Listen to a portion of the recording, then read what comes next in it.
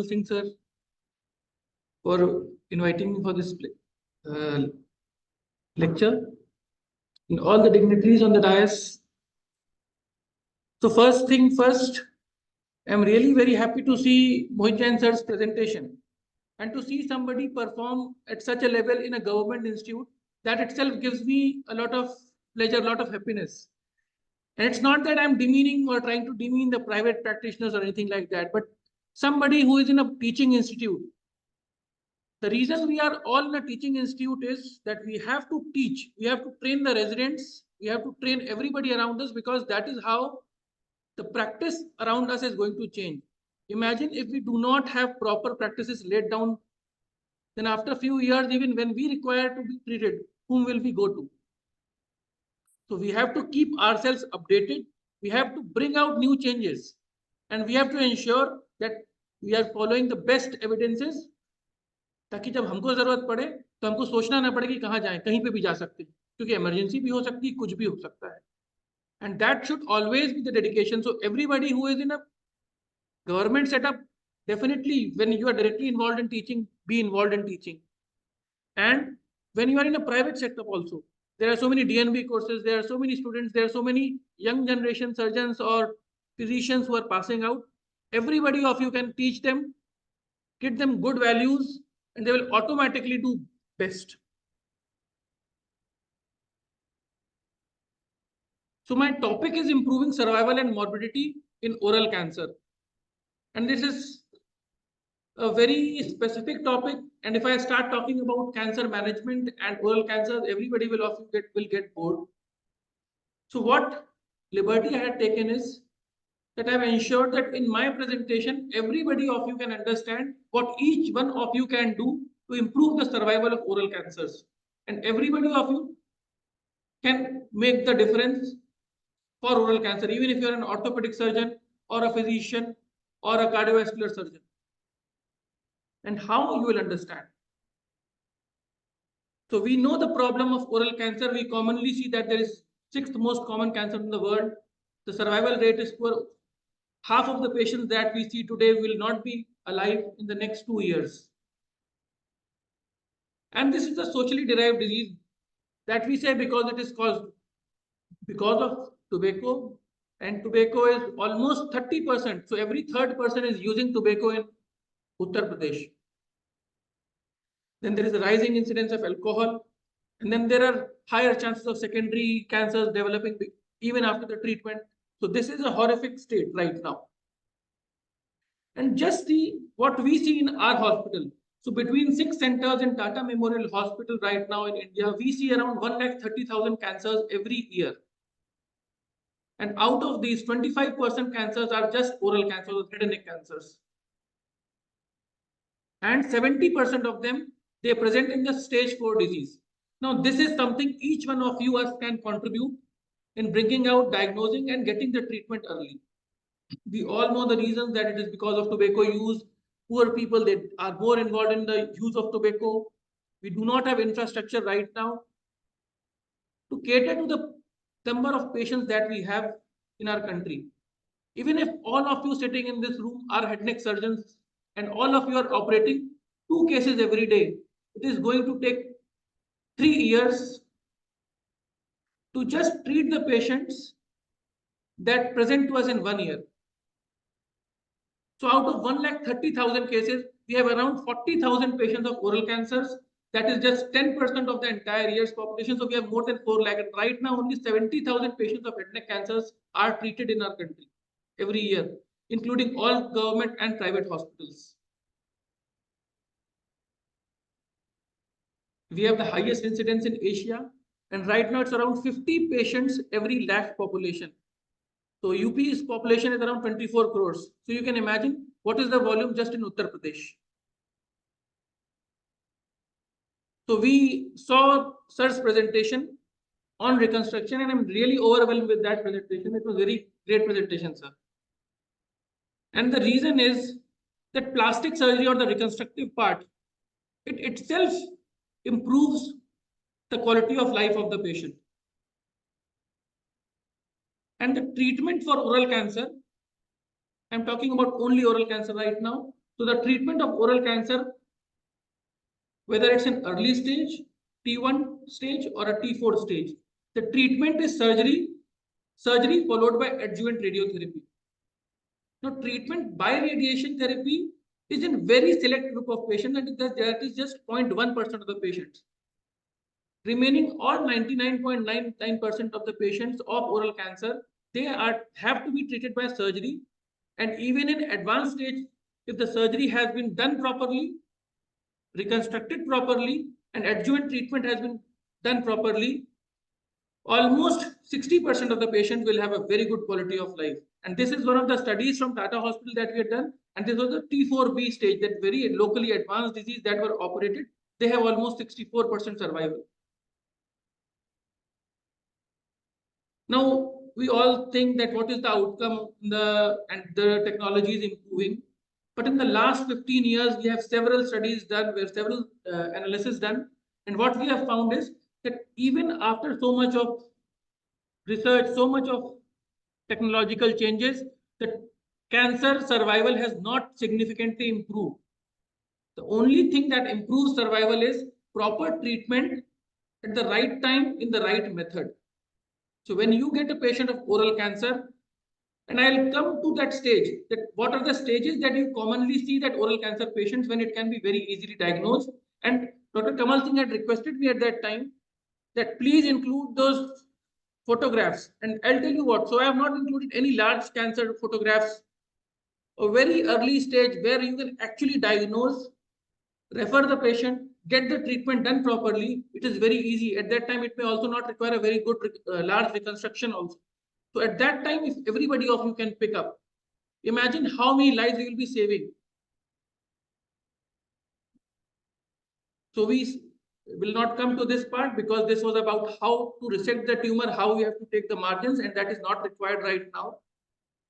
And many people think, this slide I have deliberately included because many people think that whenever we have to do a cancer surgery, we have to have a frozen section facility available, so that without frozen section, we cannot have a proper treatment or surgery done. So that is just a myth. And this was proven by one of our studies where we have looked upon 1,300 patients that were operated. So only 29 patients actually required frozen section. So it's not that whenever you have a cancer center, you have to have a frozen section. Sir, is it available in medical college in Allahabad? And do you? So, but is it routinely utilized? Yeah. If we require during progress. But it is judiciously used. Yeah. Not every. So it's not like that you have to have that facility, but it has to be used judiciously in very select group of patients. So first, why are we having this cancer? Because of tobacco, and why we use tobacco. So everybody has a responsibility that if we counsel our patients who use tobacco, whether it's a hypertensive patients, because tobacco also causes hypertension. Tobacco is also one of the leading causes of stroke. So even the physicians who see patients, or the diabetic or the metabolic syndrome patients that you commonly see every day, all these things are caused by tobacco. Your 2 minutes counseling, telling the patients that this is the cause of your hypertension, you can choose to stop this and be without medicines in the next 1 or 2 months, is very high. Or you can continue using the tobacco and continue taking the medicines and have the medicines lifelong. So that 2-minute counseling is very helpful in helping the patients quit tobacco. And that is going to prevent from developing cancers and other diseases in future. So we have to ensure why they are using tobacco. A lot of people, they got the habit because somebody from the peers or somebody from the friend circle, they were using it. We see the advertisements, we see so many film stars advertising for tobacco products. We see large hoardings just in front of the medical college right now, Sarup Rani Hospital. We have the medical college hoarding present for tobacco usage. So these are the things that we commonly see, and people get into the habit of using tobacco. So we have to counsel them to quit tobacco. And education is very important. We are facing the problem of education. And when we see that whenever people who are less than high school graduates or high school pass outs, maximum of them are using tobacco. And cigarettes is one of the difficult addictions to give up. So that is why it is all of our duty. Every patient that we see, we have to ask that habit of asking that habit, no matter what. You can tell them that I'm not going to start medications for you unless you quit that habit. Because you can keep on adding amlodipine, then telmisartan, then angiotensin, then ACE inhibitors and everything. But you will understand that these things will not help until the cause of it is taken care of. Just one stress is not the cause. The stress may be the inciting factor for the person to take tobacco. So you have to counsel about quitting it. So all these are the leading illnesses that are caused by tobacco. And this is very important because when we will understand the financial impact and how it is also impacting yourselves and how you can by changing the practice also increase your practice. I think everybody is interested in how they can increase and improve their practices. So these few slides are definitely going to help you a lot. First thing is smokers get 3 times higher number of illnesses. They have the likelihood of developing all the disabilities. So every patient that we get in our society, even if we are increasing the GDP by the treatment, the medical infrastructure and everything, we are also affecting our lives. How? For every 100 rupees spent on cigarette, 816 rupees is lost of the country. We are worried about that 2% of the GDP is given in our budget. For 100 rupees that are spent, government gets 11% as taxes. So that is the reason I think during the COVID also the opening up of the alcohol and the tobacco industry so that the budget or the economy increases. But for that, we are losing almost 12.2 crores for every crore that government is gaining or we are gaining from the GDP or the taxes or by medical infrastructure. Now that is why it is very important to understand this impact.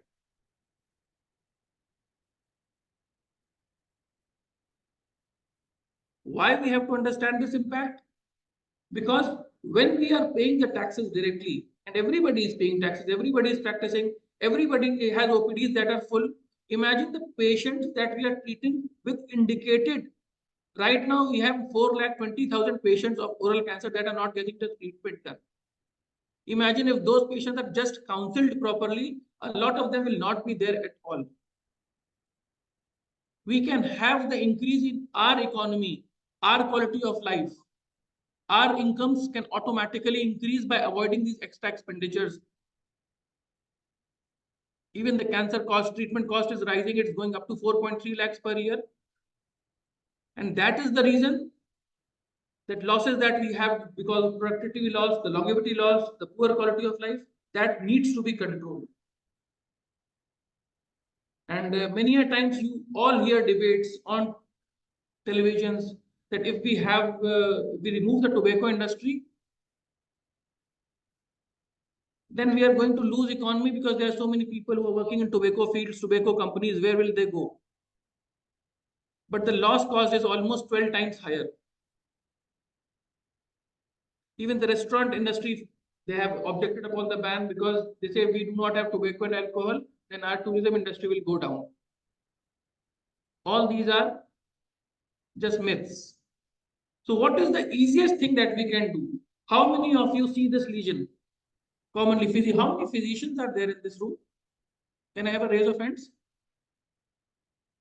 So how common do we see these lesions? Very commonly. And what do we do for the treatment?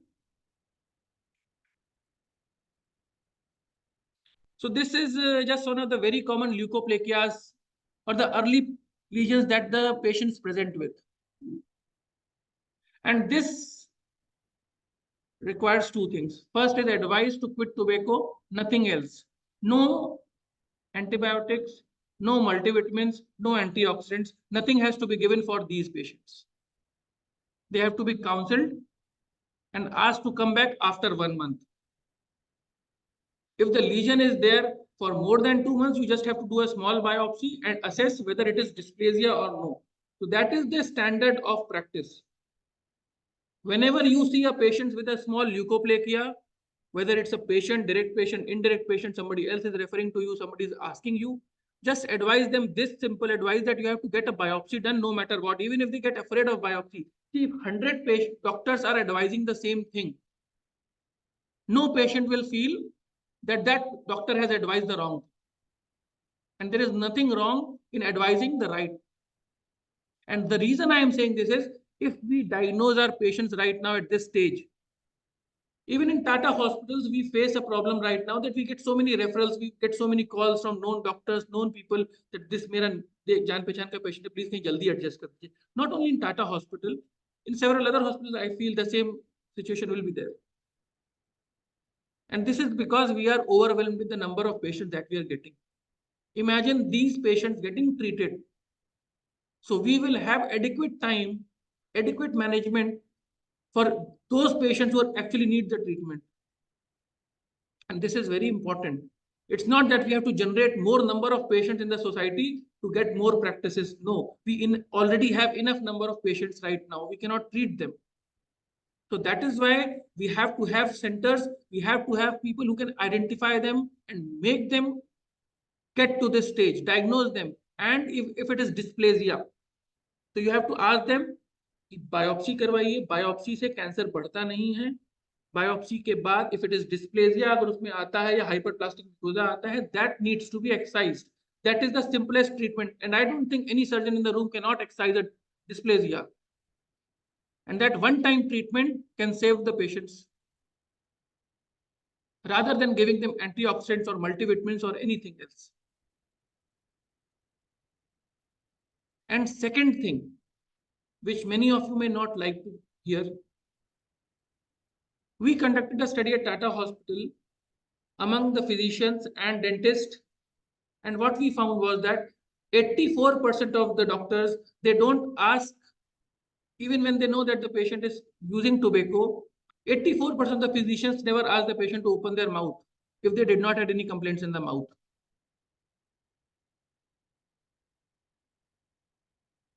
So this is very important, that if the patient has a habit of smoking tobacco or chewing tobacco, ask the patient, see the patient with a torchlight, just if he has any lesions in the oral cavity.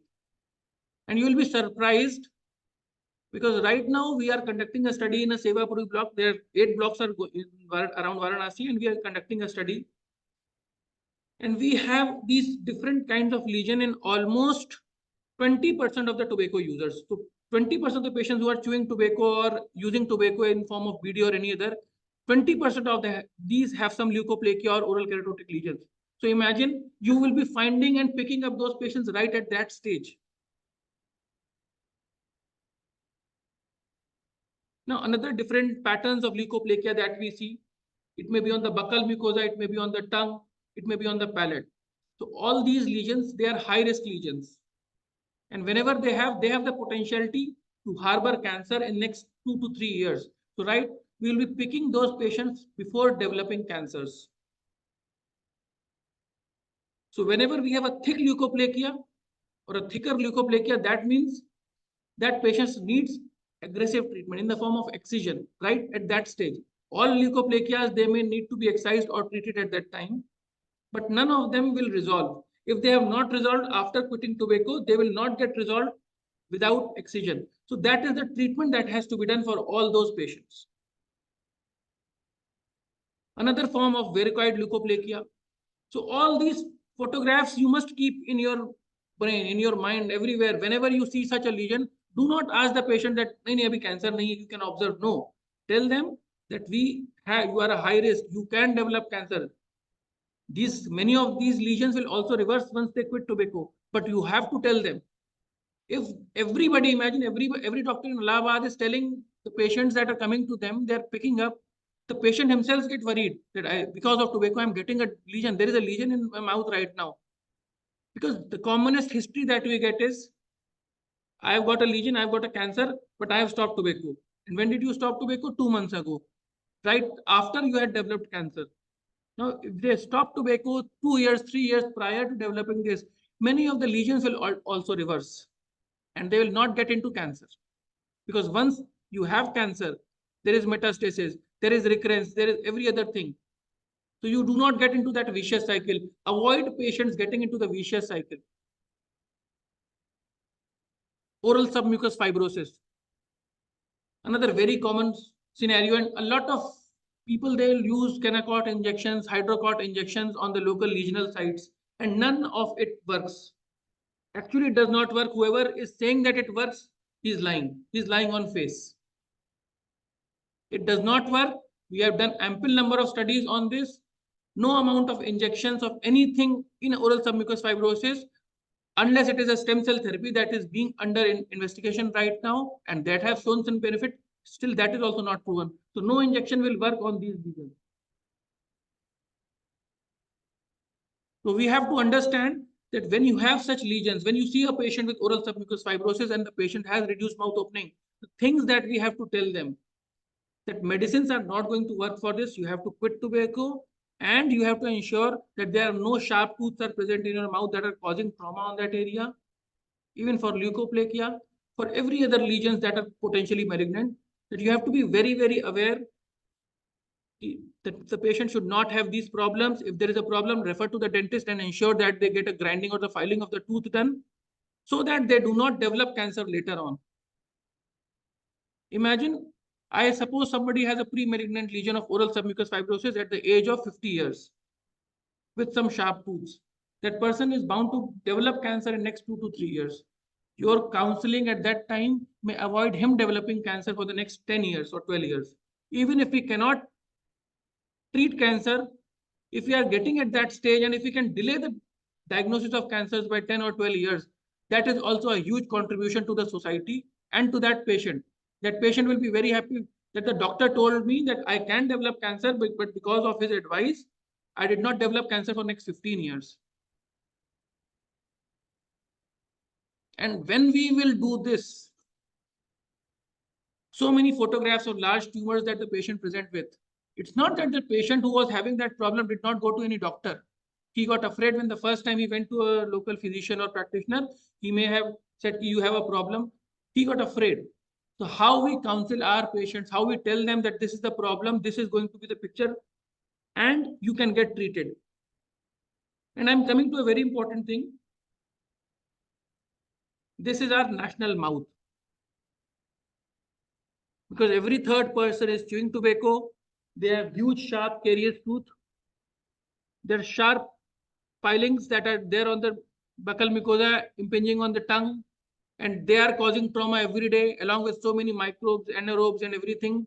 You can think of a bacteria and it will be there in this mouth. And this is the common picture that is there. And probably that is also one of the reasons a lot of physicians do not want the patient to open their mouth. Kitni badboo aayi, kaun sungega? But that oral hygiene has to be advised to the patient. It is our duty. Because a lot of patients who are also treated in the schemes, where is that money coming from? We are overloading our systems of treatment. We are not able to treat them accurately. So we have to get to that cause. We have to eradicate the cause. Unless we do not eradicate the cause, if we go home and say, okay, at Sunday morning ka lecture ho gaya, it's okay. No, it will not help. Some of you have to come up. The IMA, the Allahabad Medical Association also need, every medical association has to come up with a solution that how they are going to tackle such cases. Maybe the oncologist, Tapan sir, you are there, Kamal sir, maybe you can take up the initiative to ask each physician that at least they open their mouth and any oral leukoplakias, oral pre-malignant erythroplakias or any keratotic lesion is there, keep them separately on follow-up in your OPDs. Do not give them any medicines, just this counseling that is going to prevent a lot of patients from developing cancer. And I'm sure that all patients of Allahabad can be treated right at Allahabad itself. Counseling on these of physical activity, healthy diet, and I believe all doctors are involved in exercises, trying to have a healthy diet, reduce the risk of all the comorbidities. Everybody is doing, but the same thing has to be done for our patients as well. So we have to focus on these things to reduce. We cannot change the hereditary patterns of the cancers, that is not under our control, but the things that are under our control are the cause of 90% of our cancers. And I've already told how to quit smoking. It is cold turkey method. But you have to ask that quit tobacco right now. You can ask them to help with the help of some nicotine patches or other things. but that is also not required. If the motivation and the will is there, see, when the doctor tells something, I have yet to find a patient who does not take the doctor seriously. Even at least for 2 or 3 months, he will take the doctor seriously. So no, the relatives, the family members, everybody will take you seriously. Imagine a patient is coming to you and you have counseled that you have to quit tobacco, you have a problem, you have to ensure that you do not do it. He goes to the next doctor, even if he's doing doctor shopping, he comes to the next one. Even then, the same thing is told to him. That is repeated hammering. Then no patient will say that that doctor was fooling us. He will tell that yes, everybody is telling the same thing. It is important that I have to quit tobacco. Now that same patient will tell the next patient, मेरे को BP हुआ था, मैंने तंबाकू छोड़ दिया, उसके बाद से ठीक हो गया. And that is the impact. And that is a chain reaction that a society of doctors can only initiate. Nobody else can initiate. You will sit among politicians, will sit among administrators. They will always look down upon us on various things that we do not do many things. We are not able to manage things. They will, they are bound to. We are the cream of the society for that matter. So we have to be sitting on the one platform that we are going to do this for all of our patients that we are seeing.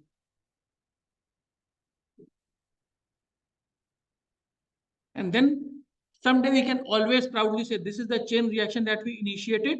And after 5 years, see the incidence of cancers is actually coming down. I know it is not going to become zero.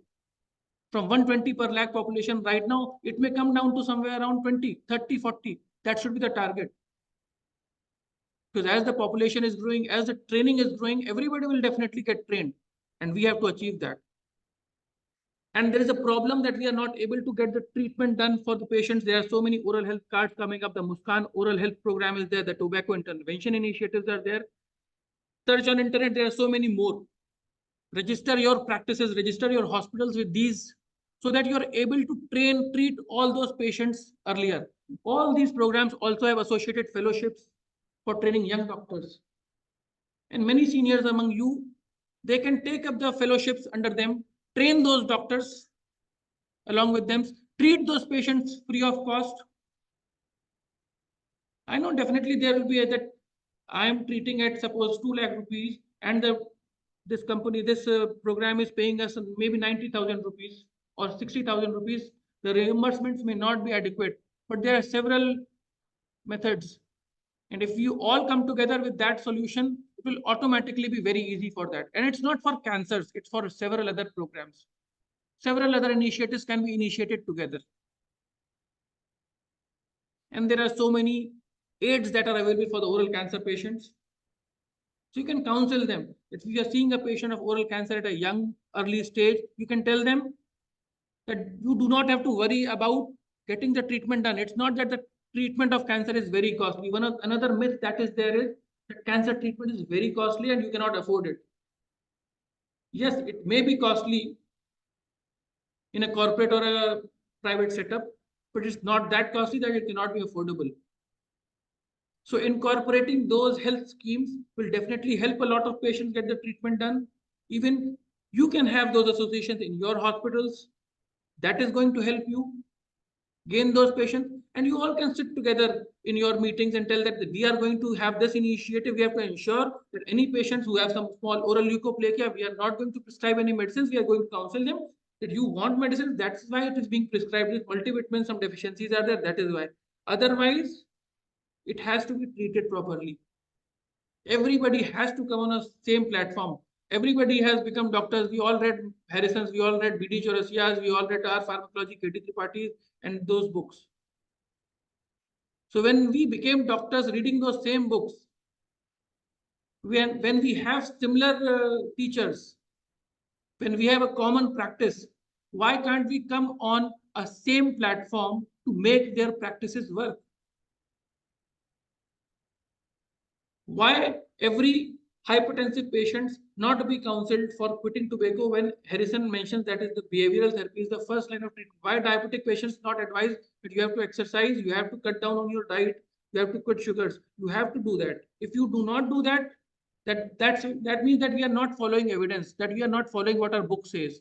And then we say what's given in the books is different and what we practice is different. Imagine if you have diabetes and you know that it can be managed without medicines. Would you want to have those medications? I have diabetes. I reversed it. But it's not that I can do it. Everybody can do that. And we have to understand that those small counselings matter the most, because that takes time, that are difficult for the patient. But the patient will understand, yes, I have hypertension. I am not able to quit tobacco. I am not able to leave this habit of alcohol. That is why I'm having this problem. I have to control that. The medicines are not going to take care of everything. So my simple take-home message is, so ask the patients to quit tobacco and not get involved in tobacco ourselves. Spread the word that biopsy does not spread cancer or increase cancers. Advise patients for biopsy openly. You have to tell them that if it is diagnosed in an early stage, it can be treated properly. There are so many schemes, so many things are available, so many government institutes are there. And everywhere we can get the treatment done if it is treated properly. Surgery is the first treatment for all oral cancers. So that has to be done. And the first chance, if it is treated properly, is the best chance for getting the oral cancer. Because if the first surgery has been done badly, if the margins are positive, if the nodes have not been dissected properly, it becomes impossible for any future surgeon to take care of that residual disease which is presenting in next 2 to 3 months. And there is no evidence of any alternative medicines. Be very cautious whenever we are using. We get so swayed away with the feeling of being naturopathics many a times that the patient also feels good. Arey doctor साहब ने natural वाली बातें बताई हैं. That we say कि okay, alternative medicine में भी try कर लो. Do not make that mistake of telling that patient that the naturopathy or the alternative medicine is going to work. It does not work. There is no proven benefit. In fact, there is no benefit right now of any alternative medicines for treating cancers.